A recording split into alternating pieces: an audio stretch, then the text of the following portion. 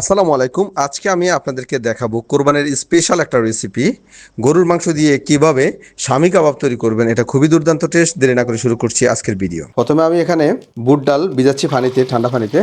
ডালটা ভিজিয়ে রাখবেন। তো আমি এইভাবে ডালটা 6 ঘন্টার জন্য রেখে দিচ্ছি। তো এখন রান্নার প্রসেসে আমি প্রথমে হাফ কাপ সয়াবিন তেল দিয়ে দিচ্ছি। আমি এখানে আস্ত রসুন নিয়েছি কিছু ছিলে, 1 কাপের মতো। এই রসুনগুলো ছোকলা সহ নিয়েছি। রসুনগুলো যখন মোটামুটি মিডিয়াম কালার হবে তারপর তুলে নেবেন। অতিরিক্ত ফ্রাই করলে কিন্তু তিতা হয়ে যাবে।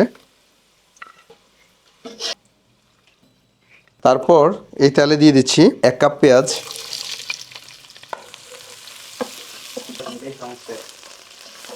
পেঁয়াজটা যখন হালকা একটু ব্রাউন কালার হয়ে আসবে তারপর দিচ্ছি 2-3 পিস জয়ত্রী।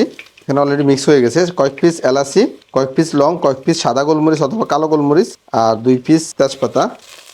তারপর 6 ঘন্টা ভিজানোর পর ডালগুলোর অবস্থান এমন হবে, ডালগুলো দিয়ে দিচ্ছি।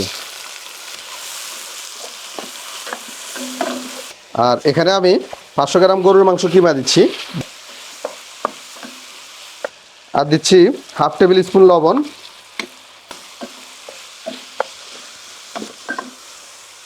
তারপর আমি পানি দিচ্ছি। পানিটা দেওয়ার সময় অবশ্যই খেয়াল রাখবেন, অতিরিক্ত পানি দেওয়া যাবে না। মাংস এবং ডাল লেভেলের পানি দিবেন। অল্প একটু হলুদের গুঁড়া দিয়ে দিচ্ছি। আর দিচ্ছি আস্ত কয়েক পিস কাঁচামরিচ।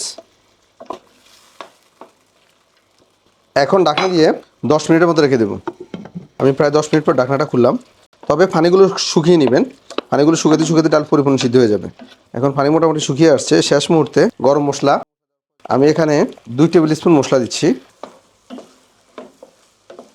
এটা হচ্ছে ভাজা পেঁয়াজ বেরেস্তা। ভাজা পেঁয়াজ বেরেস্তা হাফ কাপের মতো দিয়ে দিবেন। আর এই যে দেখেন লাস্ট মুহূর্তে এসে রসুনগুলো দিচ্ছি। বাস, এখন আমার মাংসের ডালটা রেডি হয়ে গিয়েছে। এটা এখন প্রপারলি ঠান্ডা করে নিতে হবে। ঠান্ডা করার পর তারপর আমি ব্লেন্ড করে নেব। আমি এখানে ফুড প্রসেসর নিয়েছি, যার প্রফেশনাল যদি বিসমিল্লাহ। এই যে দেখেন থিকনেসটা এমন হবে। বাস এভাবে ব্লেন্ড করার পর তারপর আমি দিয়ে দিচ্ছি কিছু পেঁয়াজ কুচি। আর দিচ্ছি অল্প একটু পুদিনা পাতা। দিচ্ছি এখানে ব্রেড ক্রাম্ব কালার। এটা দেওয়ার কারণটা হচ্ছে এই টিক্কিটা একটু হার্ড করার জন্য। এই দেখেন অনেকটা হার্ড হয়ে গিয়েছে। এই দেখেন শক্ত হয়ে গিয়েছে। তারপর আমি এখানে 2টা ডিম দিয়ে দিচ্ছি। ডিমটা দেওয়াতে ভাঙবে না। এখন আমি টিক্কিটা তৈরি করতেছি। বাস এভাবে আমি সবগুলো টিক্কি তৈরি করে নিচ্ছি। এখন আমি ফ্রাই করবেন কেমন সেই টেকনিকটা দেখাবো।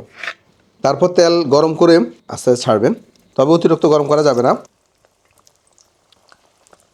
3 মিনিট পর যখন দেখবেন যে একটু হালকা ভাজা হয়েছে ঘুরিয়ে দিবেন। তারপর যখন একদম গোল্ডেন কালার হয়ে যাবে আমি তুলে নিচ্ছি। দেখেন খুবই চমৎকার, অল্প ইনগ্রিডিয়েন্টসে চমৎকার একটি নাস্তা বা খাবার যেটাই বলেন হয়ে গেছে। তো আজকের রেসিপি এই পর্যন্তই। দেখা হবে পরবর্তী রেসিপিতে।